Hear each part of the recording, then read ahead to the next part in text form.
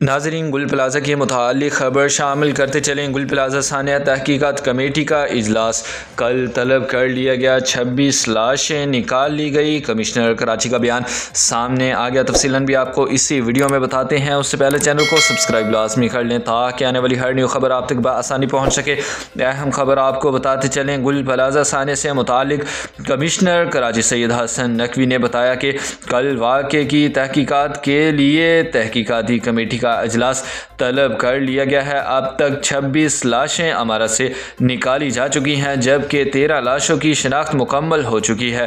Commissioner Karachi کا کہنا ہے کہ ڈی این اے پروفائلنگ اور لاپتہ افراد سے متعلق کام جاری ہے۔ بعض لاشوں کی شناخت ڈی این اے کے بعد ممکن ہو سکے گی۔ ثانیہ میں 75 افراد لاپتہ رپورٹ ہوئے ہیں۔ سید حسن نقوی کے مطابق پلازہ میں ہائی فلیم ایبل سامان موجود تھا اور آگ کی شدت غیر معمولی تھی۔ انہوں نے کہا، اپنی زندگی میں ایسی آگ نہیں دیکھی۔ کمشنر کراچی نے بتایا کہ واقعے سے متعلق اب تک جمع کیے گئے ڈیٹا کا تفصیلی جائزہ لیا جائے گا، جبکہ 2 سے 4 روز میں مزید شواہد سامنے آنے کی توقع ہے۔ ان کا کہنا تھا کہ اس وقت فوکس ریسکیو آپریشن پر ہے۔ انکوائری میں جو حقائق سامنے آئیں گے وہ عوام کے ساتھ شیئر کیے جائیں گے۔ انہوں نے واضح کیا کہ فی الحال کسی کو ذمہ دار نہیں ٹھہرایا جا رہا، تاہم اگر کریمنل حرکت کے شواہد ملے تو سخت کارروائی کرتے ہوئے ذمہ داروں کو کیفر کردار تک پہنچایا جائے گا۔ ناظرین، بڑی خبر آپ کو بتاتے چلیں، گل پلازہ ثانیہ سے تحقیقاتی کمیٹی کا اجلاس کل طلب کر لیا گیا۔